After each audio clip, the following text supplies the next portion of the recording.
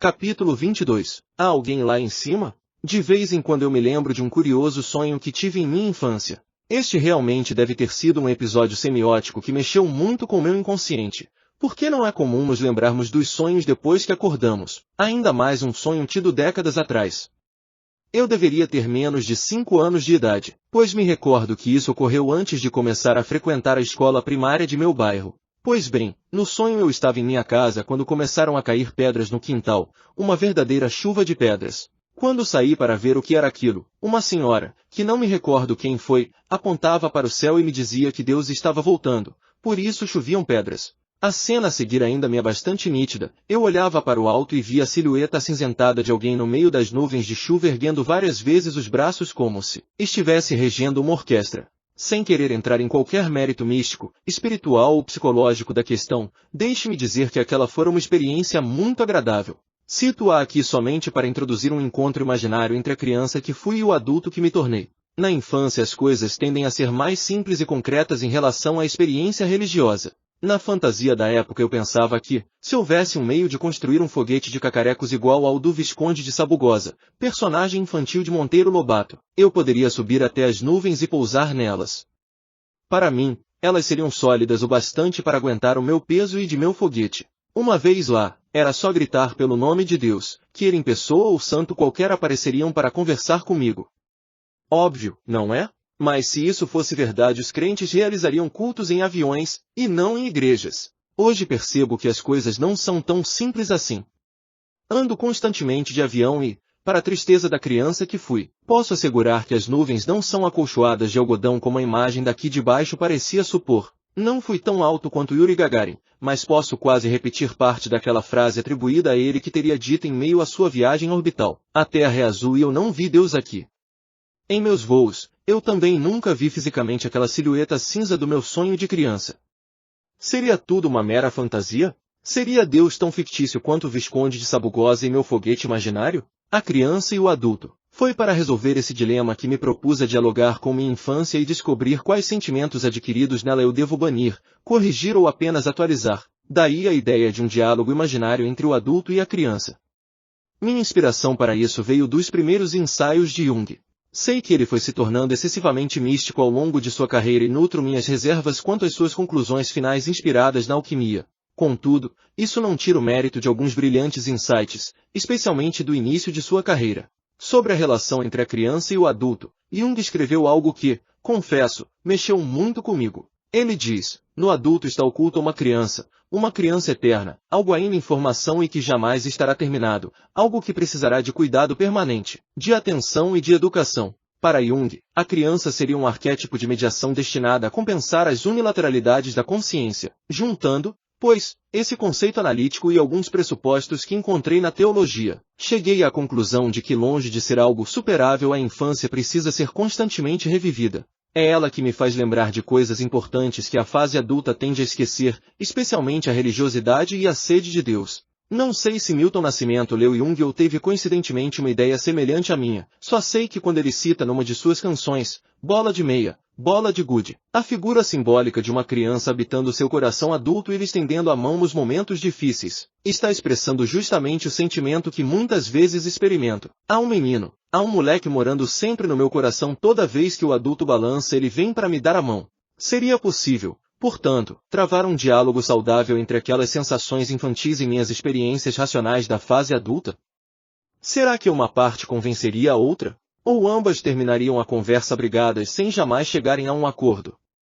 Seria racionalmente sensato supor um diálogo assim? Muitos pensam filosoficamente que a maturidade humana deva ser a superação da infância. Descartes é um exemplo clássico deste tipo de raciocínio. Se eu seguisse sua cartilha, teria de romper com minha infância para dar início à minha carreira intelectual. Os conceitos de Deus, neste caso, seriam parte da meninice. Logo, eles também se tornariam um entrave para minha autonomia racional. Mas nem todos os teóricos que lhe chegaram à mesma conclusão cartesiana. No auge do iluminismo, Rousseau compreendeu que, ao contrário da proposta de Descartes, nós deveríamos desconfiar da racionalidade do adulto. Longe de ser apressadamente descrita como um momento da falta, da privação de discernimento ou da exacerbação de fantasias, a infância poderia ser o germe da nova razão que libertaria a humanidade dos males que a própria razão lhe proporcionou. Embora eu não concorde com todas as ideias de Rousseau, e sei que se estivesse vivo ele também não concordaria com as minhas, neste ponto, posso dizer que preferi seguir o seu insight ao de Descartes.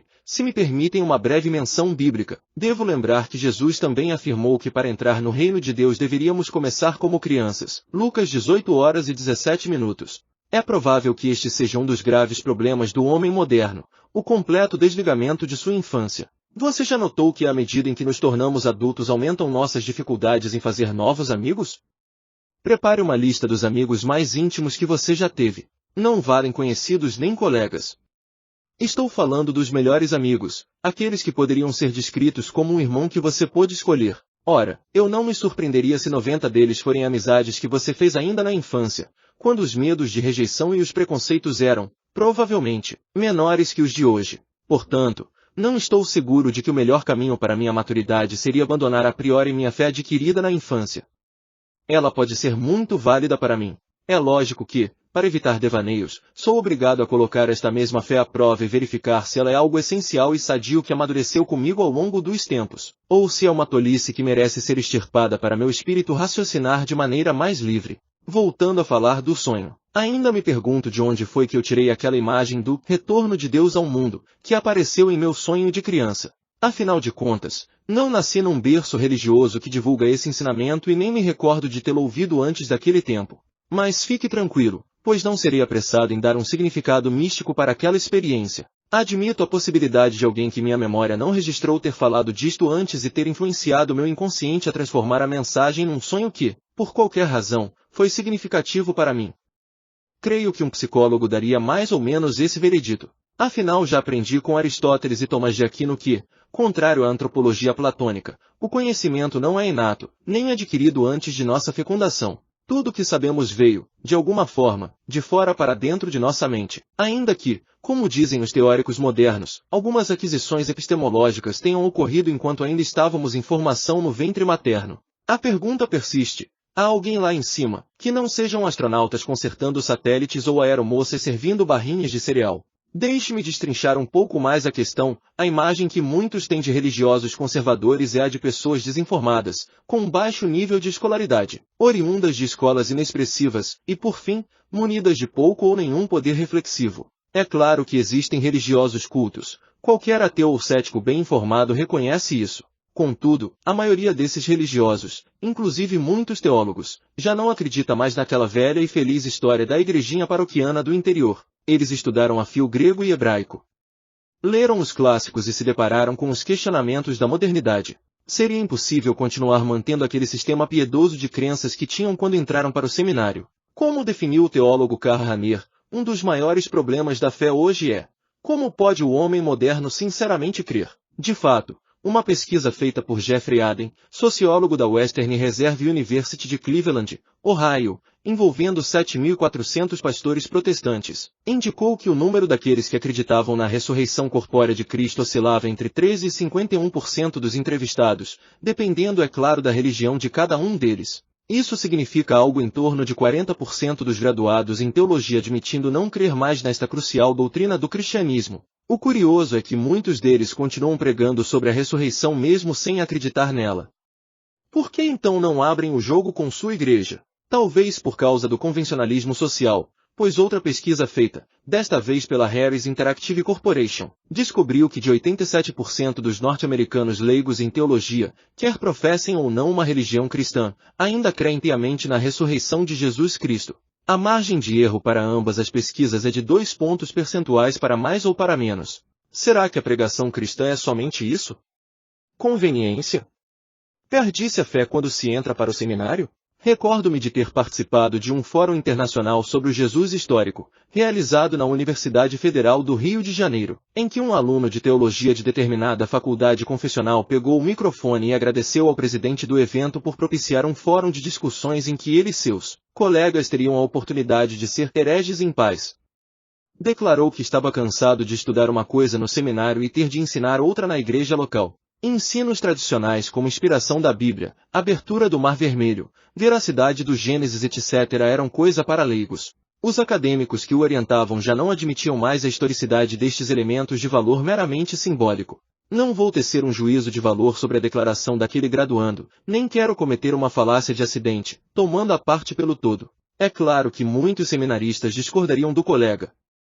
De minha parte, posso dizer que minha fé se transformou bastante depois do contato com a vida acadêmica, mas não de um modo a romper com os valores confessionais que antes eu possuía. Talvez esse antigo provérbio chinês ilustre bem o meu processo racional e, para contextualizá-lo à minha realidade cristã ocidental, vou substituir a palavra zen, que aparece no original, pela palavra teologia. Antes de se estudar teologia, as montanhas são montanhas e as águas são águas. Quando se vislumbra a verdade acadêmica, as montanhas já não são mais montanhas e as águas já não são mais águas. Porém, quando se alcança a iluminação ou a sabedoria espiritual, então as montanhas voltam a ser montanhas e as águas a ser águas. Sei que é poético, mas foi exatamente assim que me senti.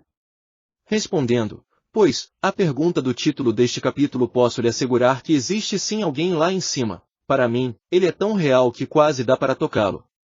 Também estou consciente de que uma declaração tão enfática assim estimule alguns a fecharem o livro ou, quem sabe, continuarem a leitura para ver aonde isso vai dar. Afinal de contas, por que este autor se mantém tão teimoso em afirmar a existência de Deus e a veracidade da Bíblia? Bem, Roma não foi construída num só dia. Portanto, tome um fôlego, dê uma pausa e continue a leitura em outro momento. Aos poucos você verá como tenho refletido sobre o conhecimento adquirido e optado pela crença em Deus. Deixe-me apenas antecipar que, longe de ser um enclausurado intelectualoide, sou alguém que sente alegria por estar vivo. Gosto muito de me divertir com os queridos que me rodeiam e também com meu cachorro. Também não abro mão de um bom entretenimento, um filme, uma manhã preguiçosa de domingo e um de meus lemas favoritos é, se um homem não sabe rir de uma boa piada, desconfie da religião dele.